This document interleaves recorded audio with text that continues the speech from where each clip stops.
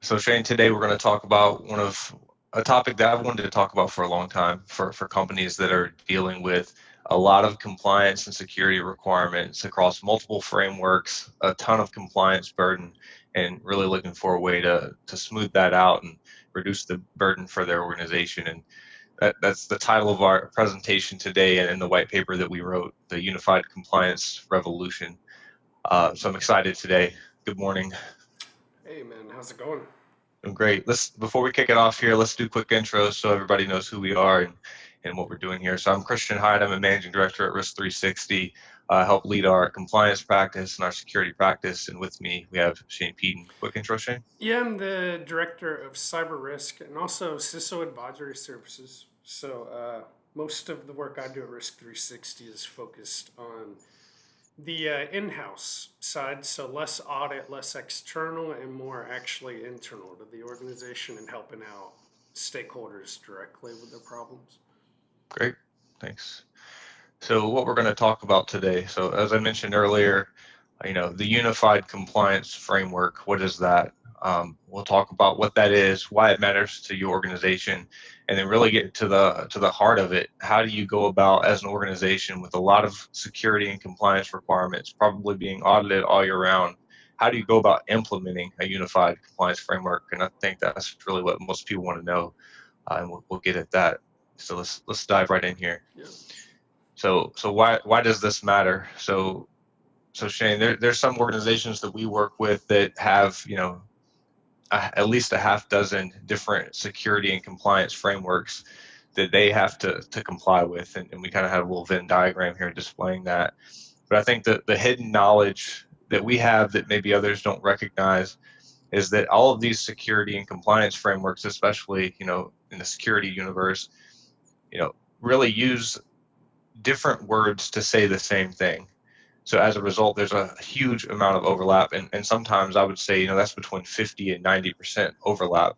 Yeah. And when done appropriately, you can choose a framework and unite your entire or harmonize your entire program around a single framework, so that you're being audited once. You're doing one set of processes across your organization instead of managing every security and compliance framework in a silo. So maybe you can talk about, are you seeing this out there too? I know I'm not alone in this. Yeah, I mean, what I what I've typically seen is, especially as organizations grow larger in scale, they uh, they have a tendency to get siloed. Maybe they're siloed around different products or different teams, or maybe there's been a merger and acquisition activity, and you Yep. pull in another company and they stay kind of separate. And then different teams also will have different things that they care about, different objectives, so they'll just naturally try to align to, like in this graphic, one team may be like, oh, I need to be PCI DSS certified. Another may be like, oh, I need SOC 2 for this product. But then maybe internal audit is like, we're just going to, when we do our internal audit, we're going to gauge everybody against ISO. And that people Hmm. start to get, Yep. spread out and they're no longer on the same page. Yep. Yeah. So this idea of unifying all of that, harmonizing, that's what we're going to talk about today, and that's what unified compliance is to us. Yeah. So we'll talk about why it matters. So the bottom line is there's significant opportunities for cost reduction. So if you have a lot of compliance personnel, or you're burdening resources, or you're paying for 5 separate audits, all of that is an opportunity to consolidate and reduce costs, like fixed costs, monetary costs. The second thing is freeing up resources. So Shane, we work with engineering teams all the time. We work with different compliance groups, and they're burdened with like nonstop audits where they're providing audit artifacts to an auditor, pretty much day in and day out, week in, week out, and it hurts productivity. They want to focus on development, new product development, the fun stuff that they were hired to do, and they get caught in this cycle of just providing audit evidence all the time. And then the last thing is, the last two things is better risk management. So less focus on compliance, more focus on security, risk management activities that actually add value to the business. And that last piece, reducing audit fatigue. Um, Anything else that you want to add here, Shane? Just kind of anecdotally. No, I mean, I really like this graphic that you've made. Hmm. I I know that it's really optimistic to think, hey, we can have 5 frameworks we got to deal with and just test it once, report many. The reality is that a lot of these frameworks are going to require very specific scopes, and sometimes that's just completely not possible, especially like when you're dealing with PCI DSS. Yep. But we've seen that it's still possible to get a lot of synergies if you think about this the right way. So you're never going to get truly to an audit once report many situation in most organizations, unless it's you got one product and you're just Mhm. trying to report against many compliance frameworks over the same product. But you can find a lot of harmonization if you think about this the right way. So I think that's what Yeah. we're going to talk about. Yeah, absolutely. So kind of what we're going to dive into next, or what are those key elements if I'm an organization or a leader in an organization that wants to begin the journey of implementing a unified compliance strategy. So this is the why you do it. Now let's get into the how an organization might be able to do that. And I think the first thing and kind of the strategy that we've implemented along the way is governance, and sometimes this seems like one of those soft things that anyone can do, but it's often missed in an organization. And the way I like to talk about this is there needs to be a great mix of tactical ownership, so people who are in their silos and understand the specifics of what they need to do to solve their problems, and high level governance, so someone that can see across the organization and identify those synergies. So that really boils down for us is for what we often call the Information Risk Council. Sometimes it's called the Cybersecurity Council or the Compliance Committee or whatever. But the bottom line is that is a cross functional committee that can make decisions on behalf of the organization. So if you have 5 products, there's members of each product. If you have functional area groups or business units, there's representation in that Information Risk Council. So people can raise their hand and say, hey, look, we're also doing SOC 2 over this product. Or, hey, we're dealing with PCI, you're dealing with SOC 2. Yeah. And you can start harmonizing and making decisions around policy and things like that. I know you've successfully implemented this at a lot of organizations that you work with, that you're the CISO of. Can you maybe speak to some of that? Yeah, so a big one is when teams get large enough and solid enough, one team may have word come through, say the sales pipeline or just through the business, say, hey, we need to be SOC 2 compliant. And say you have a director of security or even a CISO over a specific business line, maybe they go engage a third party to do an audit. Mm-hmm. They're like, oh, well, this audit says we need to do policies, procedures, this and that control. They start sourcing their own tools, they start developing their own policies. It becomes disjointed. And then this other team over here has similar requirements. And all of a sudden, they're doing the exact same thing twice. Yep. We really like this information risk council approach because it gets people that are really familiar with this industry and these challenges in strategic positions within the organization so that they can help teams be like, well, this other team over here is facing the same challenges. Let's not duplicate it. Let's not go get a separate audit team. For example, let's not have a separate policy. And it may also be like, yeah, you need to do this one framework, but we could nest that under a larger framework and really just make it a lot simpler for you. So instead of implementing completely new control design, it's more like we have a body of controls. Now let's figure out just how to map that to this specific one need that you have, whatever it Yeah. may be. Absolutely. There's a couple specifics too, like when it comes to Information Risk Council, like who should be involved. And for me, it absolutely should be cross-functional. There should be a pretty wide but manageable membership of people who have visibility and influence in the business. Also, a formal charter. Like that's one of those things I didn't appreciate for a long time. But you can form a committee, and the committee, at the end of the day, is either powerless or they don't understand their roles and responsibilities, and you're not getting what you wanted out of that committee. So some of the things that I always say the Information Risk Council should do is, one, have clear roles, and one of those roles needs to be policy approval. So any kind of security or compliance policy needs to come through that group, be ratified. That way they can take it back to their dispersed business units and functional areas and communicate that policy and hold people accountable to it. There's other stuff too, but that's kind of the main thing around unified compliance that they need to be doing. Yeah. I know next we're going to talk a little bit about policy and framework selection. Anything you want to add here on governance before we take next step? No, I'm ready to go. All right. So I know this is like I think people often start here is what policy, how do I write a policy? Do you have a policy template, or which framework should I select? Um, and for me, framework selection, which we'll dive into a little bit and kind of look at the pros and cons of different frameworks. But I always look at that mix of, is it broadly applicable? Does this apply to a lot of my organization, or is it overly specific? So in my mind, some of the regulatory frameworks aren't great to start with as a unified compliance framework because they're typically very specific. They may only apply to certain products or, a very narrow scope. Whereas some of the more broad frameworks like NIST or ISO really give you that breadth that you need and some of that flexibility to implement a unified compliance framework. We can table that because we're going to talk about it in detail.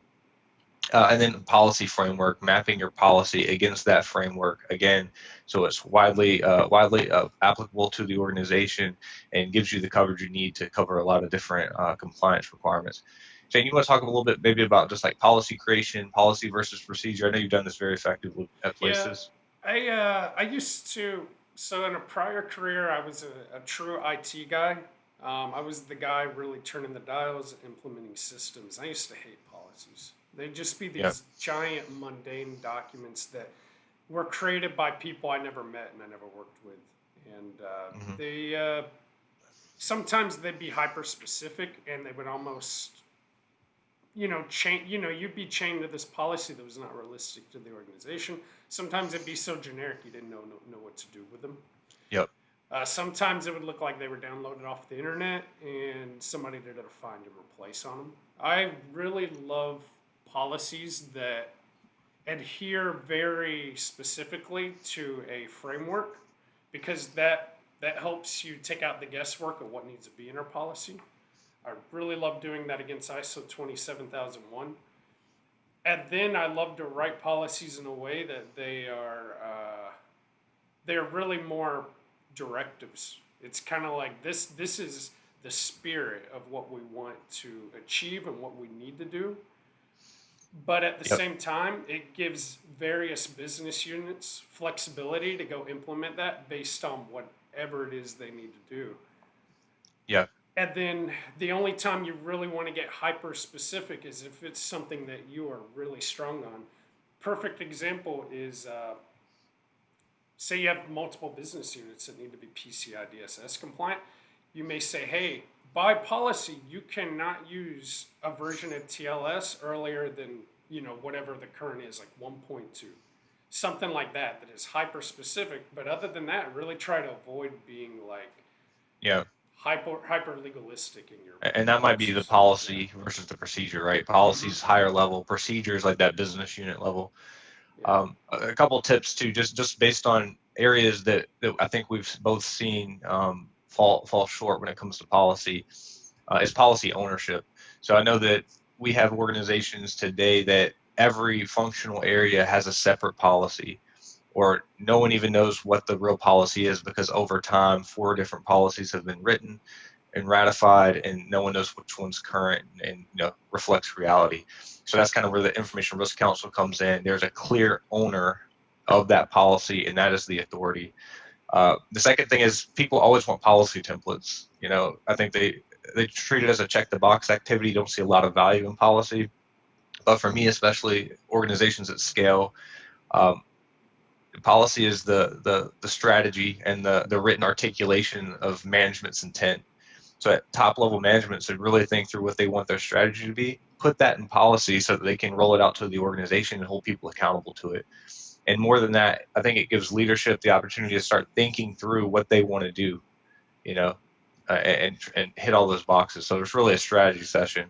That kind of comes back to templates versus custom. I think we take a hybrid position when it comes to template versus custom. Maybe take something that's already written, but customize it to your organization. yeah. And this is something I want you to talk about is should policies represent the actual environment or what you aspire to be? That I'll give you the classic consulting answer. It depends. So I used to think that policies should be purely aspirational. But what I've learned over time is, especially for companies that work in highly regulated industries, like I'll use HIPAA because I work with customers dealing with HIPAA the most Yeah. often. Your policies can almost be used as a weapon against you if you write a lot of things in the policy that you don't do. Yeah. Because if you say you had a really bad breach and the OCR come in and they're auditing you, they're going to audit you against your risk assessment and your policies. That's where they're going to start, and then they're going to work backwards from that and start mapping it to controls Hmm. and operations and procedures and things like that. So I think number one, work with legal and get their opinion on it. And then my feeling is that we want policies to be aspirational to an extent, but be really aware of what you're not actually doing and be remediating that as quickly as possible. But avoid just speaking falsehoods and avoid writing policies just to make auditors happy. Yeah. You know. Agree. Agree. I think that's a good balance. So we've talked a lot about policy. So let's move on to like the most controversial topic that we're probably going to talk about today, and that's the pros and cons of the different frameworks here. I'll preface this by saying Shane and I did a working session on kind of plotting out the different frameworks between level of risk management and how broadly applicable they are versus being specific. And I think we moved this around every time that we talked about it. So I think if we talk about it again, we'll move it around again. So don't pay too much attention to that. But the one thing I think we did agree on largely was that two of the better frameworks to consider as a unified compliance framework to start with is probably either NIST 853, which is a beast of a framework. It's like 400-page document, but very thorough, very broad, and also ISO 27001, which is also a very, I think, thorough framework, probably a little bit more flexible. But both of those are, as a rule, pretty good places to start if an organization is going to choose a framework to build a compliance program around. I think NIST is a little bit higher burden. ISO is probably a little bit more flexible, but it's really depending on the markets you serve, what your team is comfortable with. You know, if you know one framework versus the other, but those are a good place to start. Shane, you have thoughts on that? Yeah, I mean, personally, I just really love the mix of the CIS top Yeah. 20 or critical security controls. They've Yep. changed the name of that several times.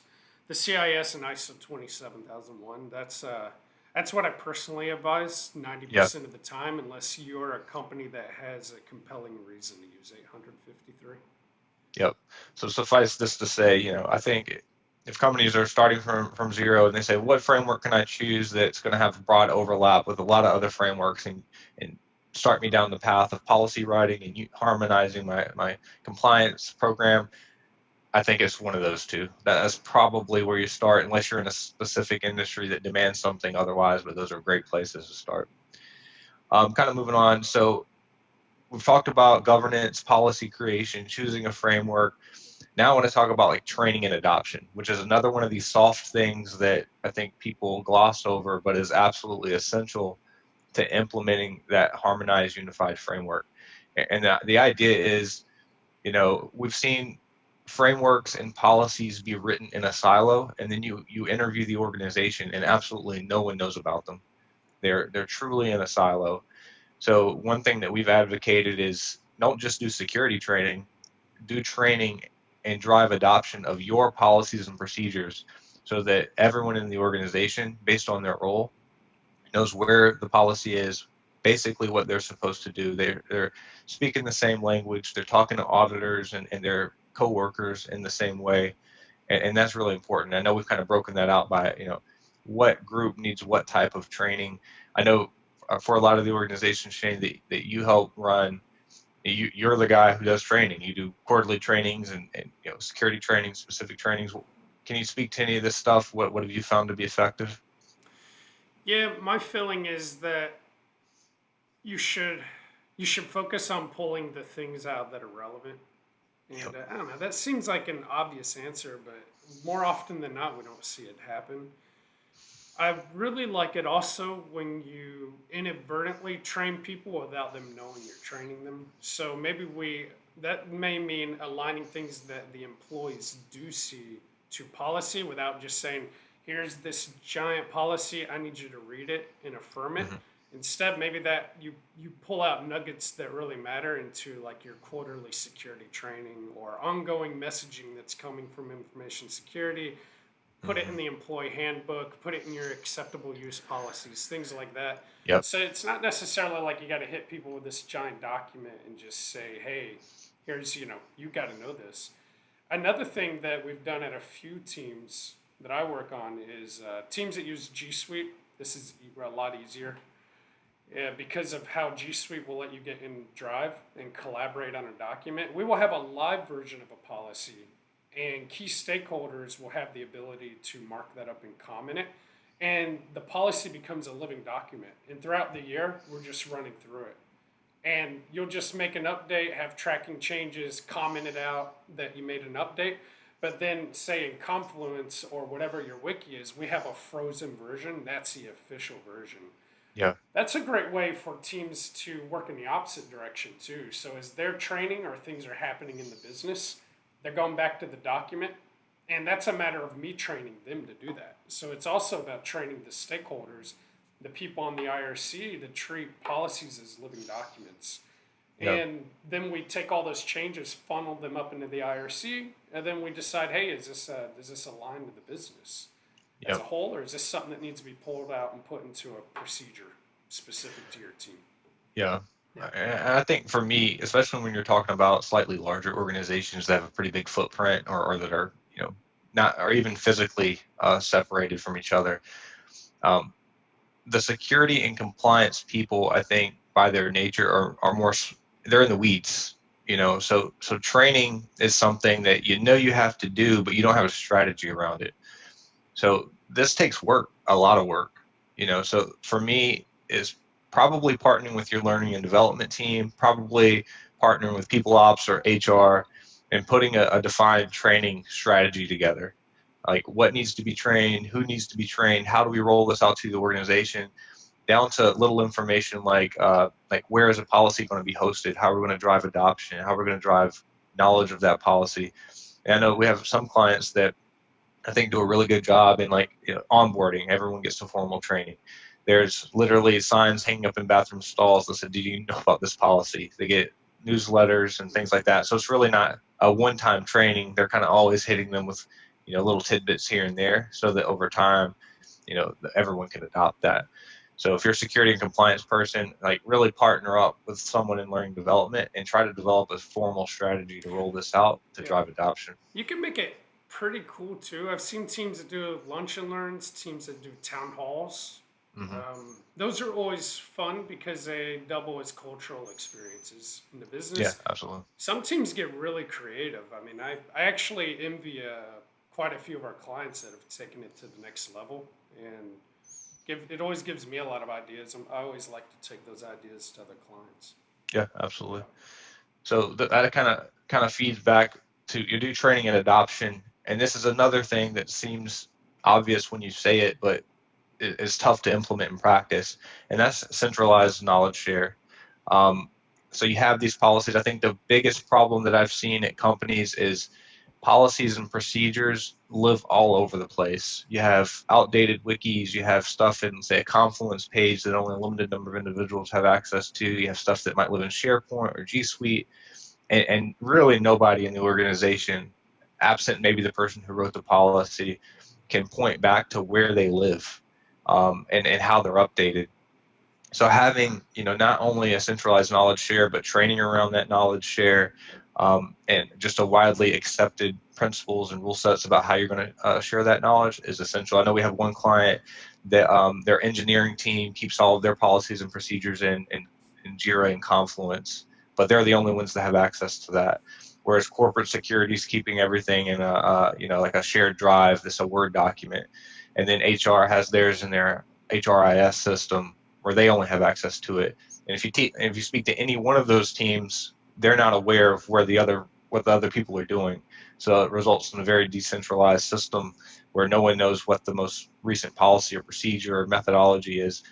And kind of what we're working on today is centralizing that, making sure that everyone knows where that documentation lives and how to update it and things like that. And that simple act really changed the game when it came to harmonizing their security program and getting everybody on the same page and unifying the audits, because that client in particular is doing like 4 or 5 different frameworks at once, and this simple act was what changed the game for them.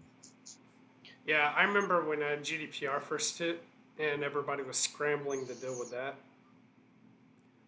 I had a few clients where legal got very proactive in developing policies to deal with it, but they Hmm. did it in a silo, and then they almost just filed the policy away for themselves until they needed it, I guess. So that if somebody said, "Where's your policy on privacy management?" they could just produce this document.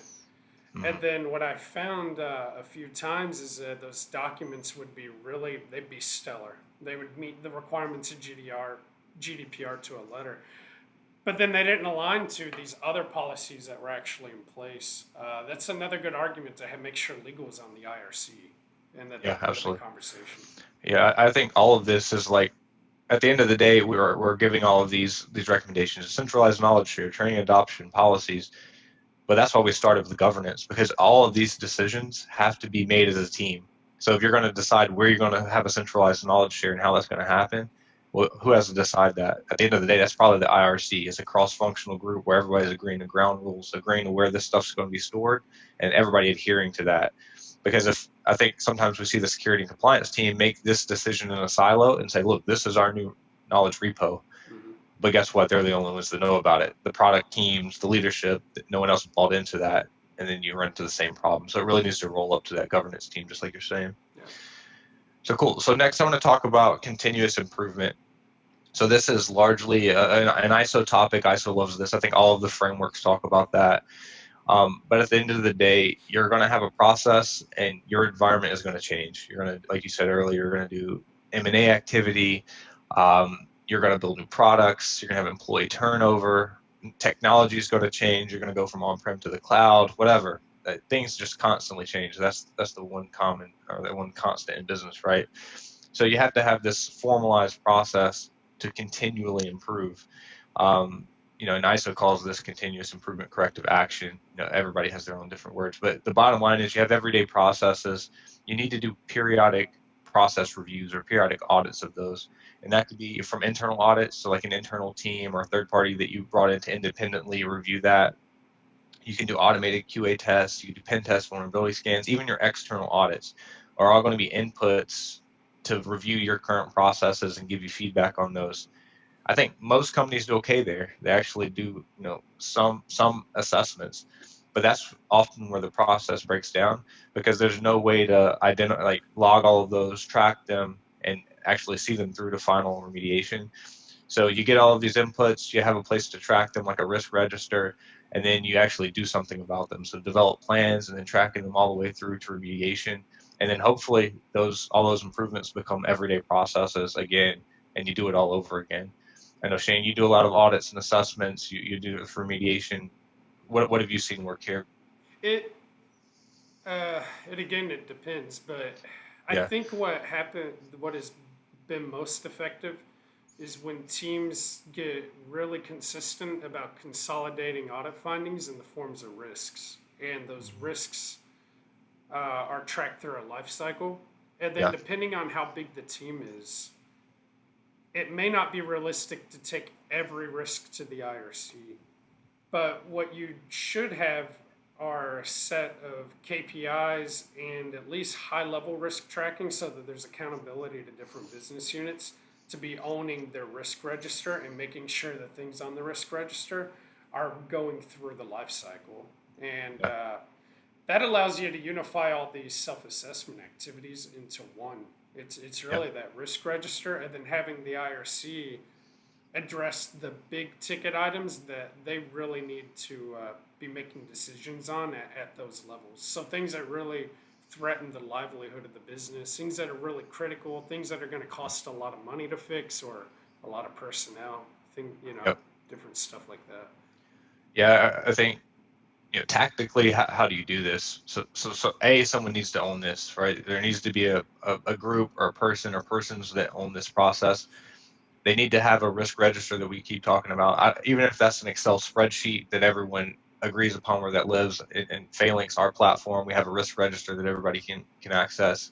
A GRC tools have this, but at the end of the day, someone owning the process has a plan of what they're going to review on an annual basis, has a centralized log of any findings, and then some mechanism to prioritize those. We have a risk management policy that helps people measure each risk and decide what actions they're going to take, and then ultimately the highest risk stuff needs to, like you said, roll up to the IRC for decision. And I had one client that was really struggling here, and the way that they remediated it is the board of directors called for the creation of an information risk management project management office, and they staffed it with about half a dozen project managers. They weren't even auditors or security experts.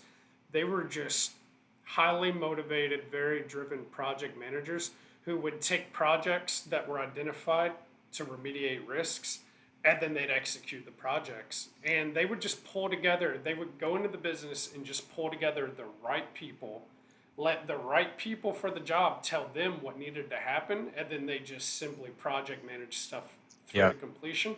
And then they were tasked with going back to the IRC and the board, and the PMO was directly accountable to the IRC and the board, and that worked. That's the best I ever, like, I never seen a team turn around their operation like that one did, when they just put people dedicated to solving problems on Yeah. doing nothing but solving problems. Yeah. And I like the way that we do it too, because I think our method when we help companies, this is super effective.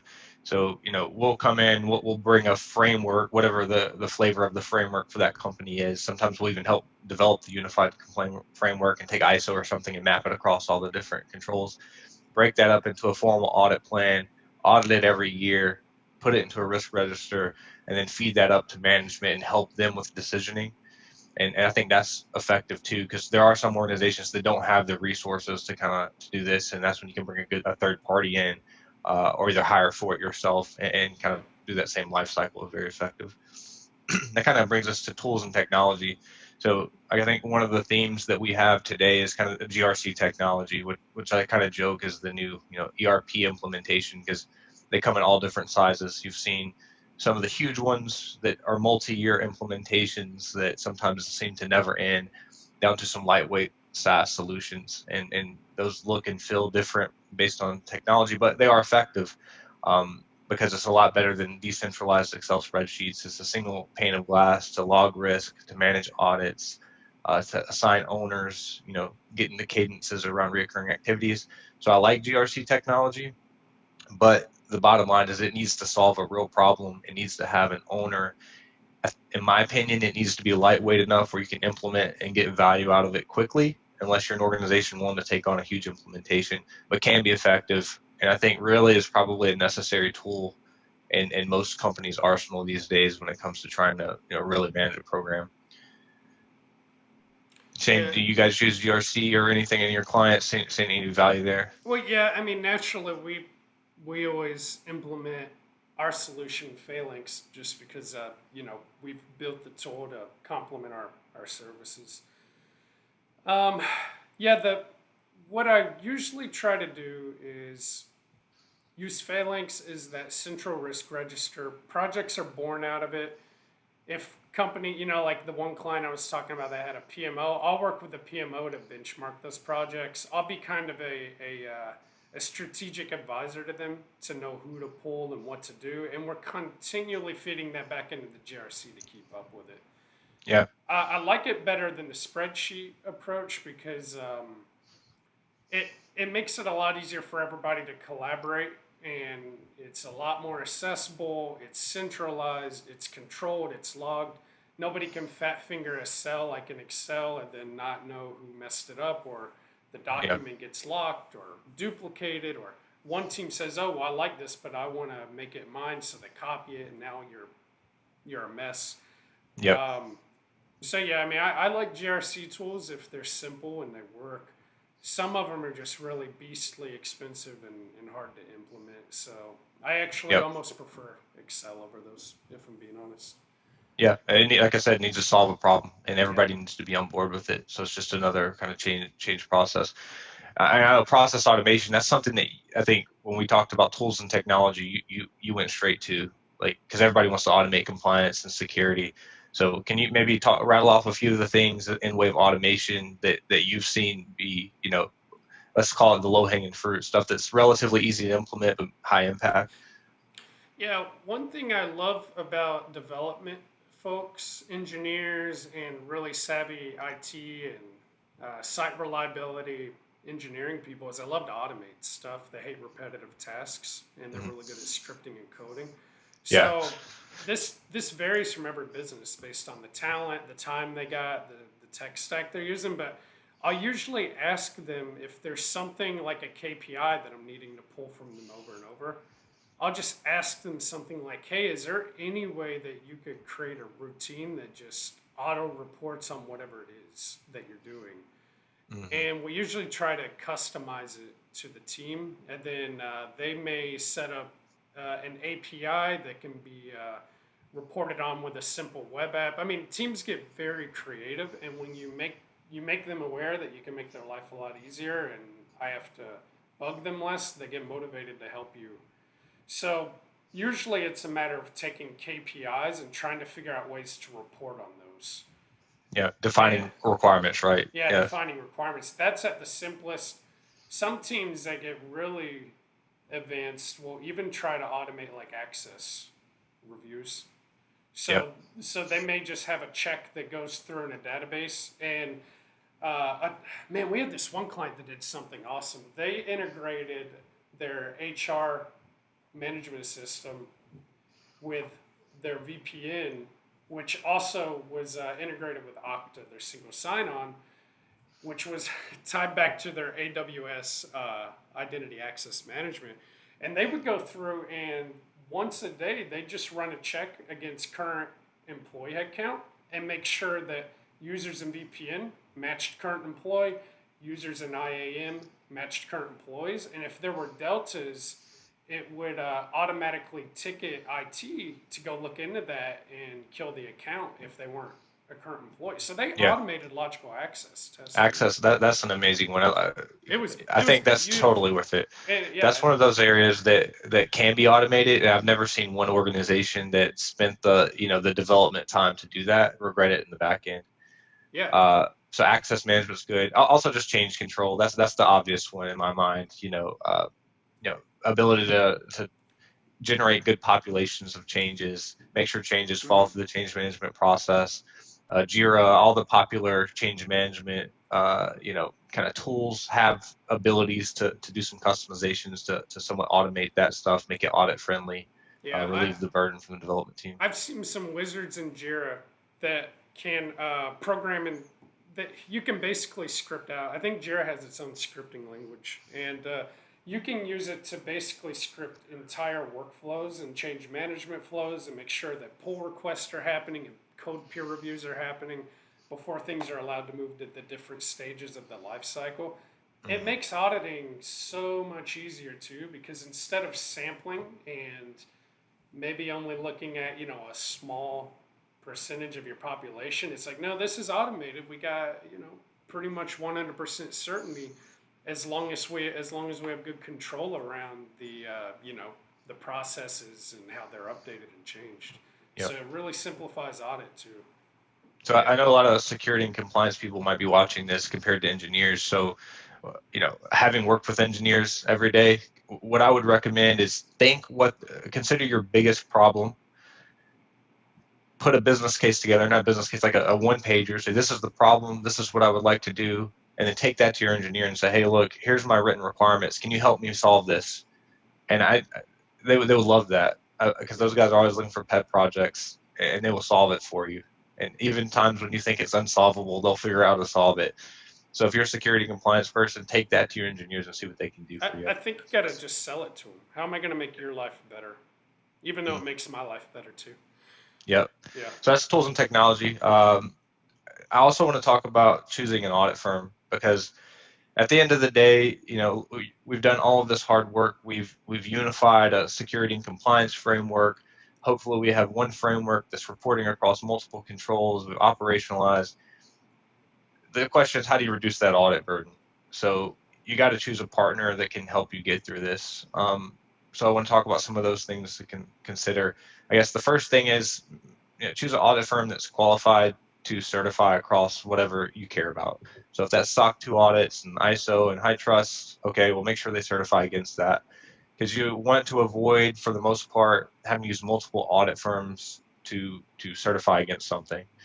And that brings me to the second point: one team approach. And I know that, Shane, you've seen this. We've hired audit firms before. That's one audit firm, but behind the scenes, it's three different teams that are in different parts of the country and don't even know each other. So you may as well have hired three different audit firms, so you Yeah. don't get those economies of scale.